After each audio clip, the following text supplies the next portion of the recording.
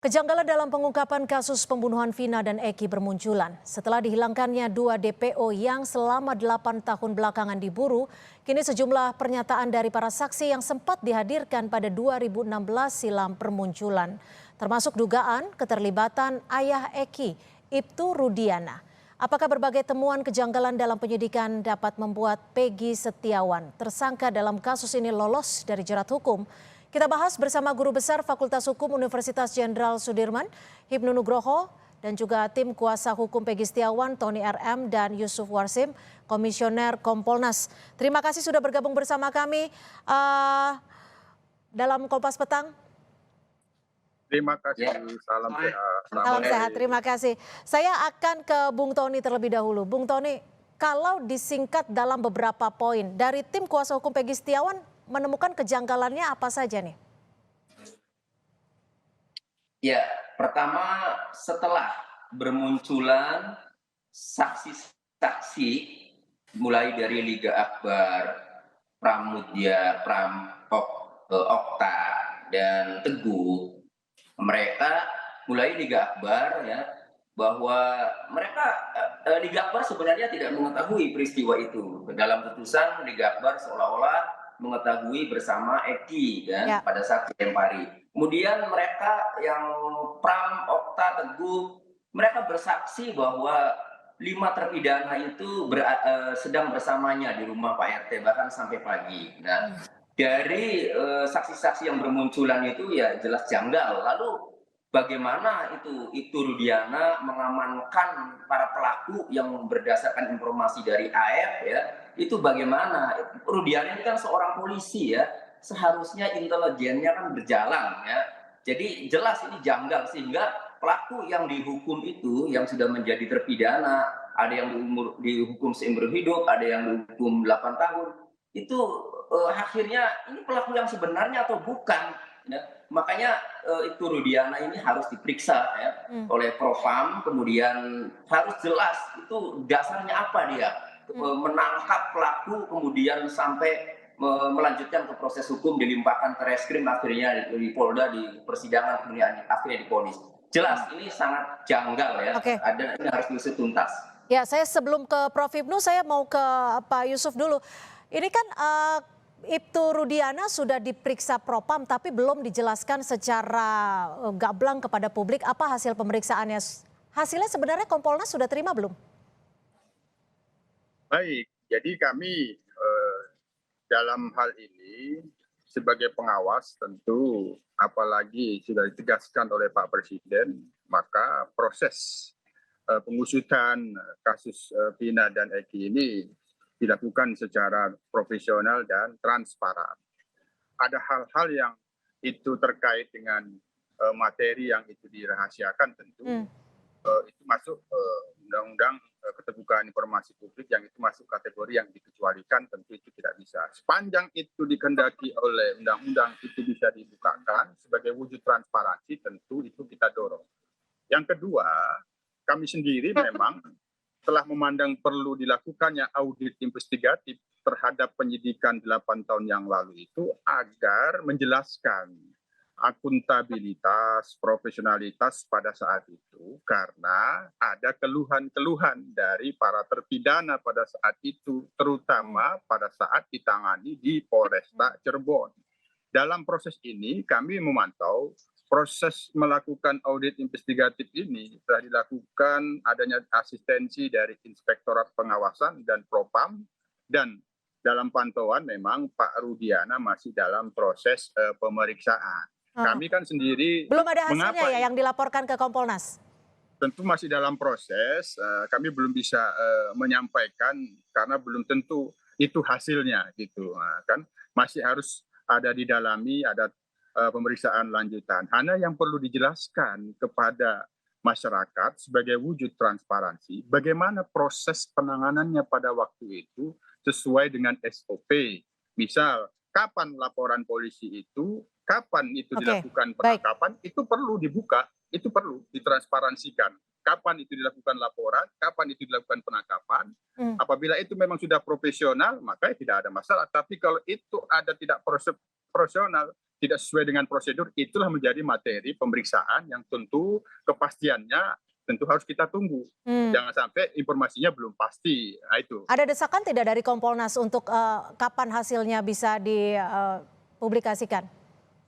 Ya tentu ini kan kaitannya dengan proses penyidikan yang oleh tim baru khusus terkait dengan Peggy. Nah, apakah materi-materi tadi? Sebenarnya tidak, karena kan terkait dengan putusan pengadilan itu kan fakta-fakta yang ada di BAP itu sebagian kan diungkapkan dalam fakta persidangan. Nah, ini sebenarnya tidak mempengaruhi kalau kaitannya dengan proses audit investigatif kan ingin menguji profesionalitas dan akuntabilitasnya pada waktu itu ada pelanggaran atau tidak. Oke, saya ke Prof. Hipnu. Prof. Hipnu, ini kan ada sejumlah kesaksian atau keterangan dari sejumlah saksi yang sempat dihadirkan di 2016 lalu.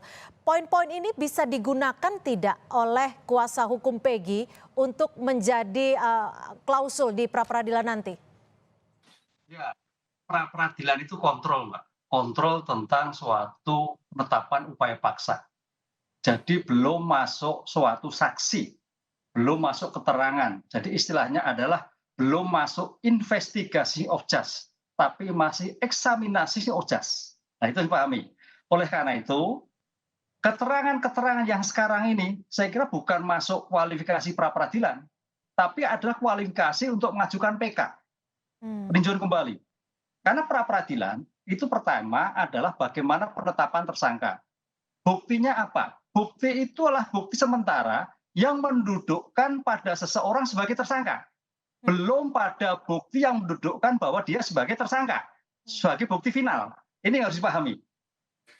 Jadi bukti masih pada penyidik, belum bukti yang menentukan dia sebagai tersangka di dalam suatu persidangan. Oke, jadi bukti chat yang selama ini sempat diungkapkan tim kuasa hukum tidak diperlukan saat pra-peradilan? Tidak, belum diperlukan. Itu nanti di persidangan. Dan makanya tadi dikatakan, ini baru eksaminasi of just, bukan investigasi of just. Investigasi of just di peradilan. Jadi bukti-bukti sah dan sebagainya itu nanti di persidangan. Oleh karena itu, apalagi sekarang kan Polda Jawa Barat kalau nggak salah sudah 60 saksi. Itu dalam teori pra-peradilan kaitannya penentuan tersangka, 2 alat bukti cukup. 2 alat bukti itu tentang jumlah dan jenisnya. Saya ke Bung Tony. Bung Tony, apa saja yang sudah disiapkan untuk pra-peradilan nanti? Ya, jadi pra-peradilan ini kan mempersoalkan, mempertanyakan penyidik dalam menetapkan tersangka itu mempunyai alat bukti apa. Kan minimalnya 2 alat bukti. Makanya tersangka itu kan bisa seseorang bisa ditetapkan tersangka itu kan dengan dengan bukti permulaannya, yaitu dengan 2 alat bukti. Nah, kami ini mempersoalkan penyidik ini, ya, apa alat buktinya. Cuma kan dalam posita permohonan itu, kenapa kami mempersoalkan? Karena klien kami ini tidak bersalah, tidak terlibat. Apa buktinya yang kami tidak terlibat? Tentu kami sampaikanlah beberapa dalam posita itu dari keterangan saksi-saksi yang kami punya bahwa memang Peggy Setiawan berada di Bandung. Tinggal nanti penyidik yang akan membuktikan, akan menunjukkan alat buktinya kepada hakim tunggal itu, apa alat buktinya sehingga klien kami ditetapkan sebagai tersangka. Jadi baik keterangan saksi maupun chat ya itu menjadi alasan kami ya klien kami itu tidak terlibat, tidak berada di TKP gitu loh. Nah jadi tetap itu masuk dalam posita karena itulah alasan kami. Kalau tidak dicantumkan, lalu dasar kami apa mengatakan bahwa klien kami itu tidak di TKP?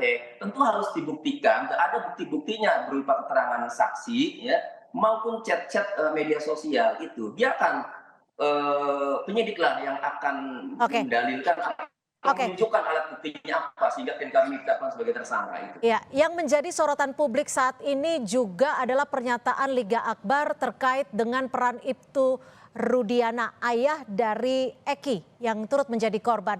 Lalu apakah keberadaan Ibtu Rudiana ini bisa membongkar ataupun membuka tabir dari kasus ini? Kita masih akan membahasnya usai jeda, tetap bersama kami. Lalu apa saja faktor yang bisa menguatkan atau justru melemahkan Peggy Setiawan dalam pra-peradilan? Kita masih akan membahasnya. Saya langsung ke Prof. Ibnu. Ini kan ada pemeriksaan Ibtu Rudiana, ayah Eki. Ada juga pernyataan saksi-saksi yang mencabut BAP-nya. Ini bisa digunakan tidak dalam peradilan Peggy Setiawan? Apakah akan menguntungkan Peggy atau sebenarnya tidak perlu digunakan? Ya, kalau kita lihat suatu konteks pra-peradilan, Mbak. Jadi pra-peradilan itu Mahkamah Agung sudah membatasi, bukan masuk pokok perkara, tapi masih mengenai syarat formal. Kan itu loh. Oleh karena itu kalau kita melihat pada saat pemeriksaan, dalam teori triangle pengungkapan suatu perkara, apakah pada satu pemeriksaan awal itu dilakukan dengan suatu pemeriksaan yang sah, pejabat yang sah, dokumen yang sah, kan gitu loh. Apakah sudah diadakan suatu rekonstruksi, kan itu. Karena rekonstruksi itu antara iya dan tidak. Kalau memang itu penyertaan, rekonstruksi wajib untuk menjelaskan keadaan siapa tersangka yang sebenarnya. Dengan demikian, bukti-bukti yang masih berjalan ketika itu dan bukti-bukti yang sudah diputuskan di persidangan itu bukti dokumen yang kalau dalam penelitian anak-anak mahasiswa itu bukti-bukti normatif. Itu bisa nilai bukti normatif yang menyebabkan bahwa dia tidak ada kaitannya apa-apa. Dia tidak terbukti, kan itu loh. Tapi bagaimana dengan dalil Peggy Setiawan itu adalah DPO yang selama ini dicari? Perlukah dilakukan pemeriksaan sebelum ditahan atau ditetapkan sebagai tersangka? Nah, kita kembali pada konsep penyidikan, Mbak. Apa itu penyidikan? Serangkaian tindakan penyidik untuk mengumpulkan barang bukti guna menentukan tersangka. Sehingga ketika menentukan tersangka, pemeriksaan barang bukti A, B, C termasuk memeriksa saksi wajib diperiksa. Oleh karena itu, Peggy wajib diperiksa dulu sebagai saksi, bukan calon tersangka, sebagai saksi atas dugaan yang bersangkutan.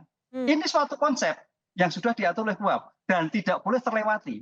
Kalau itu terlewati, pemeriksaan tidak dilakukan saksi dulu, berpotensi akan pra-peradilan menang. Gimana Bung Tony, waktu itu Peggy langsung ditangkap, ditetapkan sebagai tersangka atau sebelumnya sudah diperiksa terlebih dahulu? Ya, itu pasti ditetapkan sebagai tersangka karena dalam peraturan Kapolri itu yang namanya sudah ditetapkan DPO, ingat ya, Polda Jawa Barat sebelum Peggy Setiawan ditangkap kan sudah menetapkan DPO. Sementara syarat untuk ditetapkan DPO itu harus tersangka. Jadi sebelum Peggy Setiawan diperiksa ditangkap sudah ditetapkan tersangka dulu, makanya dikeluarkan DPO. Nah, begitu ditangkap tanggal 21 Mei ya, itu langsung keluar surat perintah penahanan besok dan langsung ditahan itu. Karena statusnya sudah tersangka saat ditangkap. Sehingga pemeriksaan Peggy Setiawan kapasitasnya sebagai saksi jelas belum dilakukan. Gimana Pak Yusuf, laporan ke Kompolnas saat penetapan Peggy sebagai tersangka seperti apa yang diterimanya? Kalau laporan khusus kan memang kami tidak menerima, kami kan meminta klarifikasi. Jadi kaitannya dengan penyidikan itu kan ada perkapnya ya. Polri tidak hanya langsung berdasarkan KUHP, ada perkap. Nah, misal penyidikan sendiri kan ditingkatkan dari penyelidikan ke penyidikan itu bisa sudah ada tersangkanya, bisa juga belum. Nah, itu. Jadi di perkap tentang penyidikan tindak pidana itu bisa ada tersangkanya, bisa belum.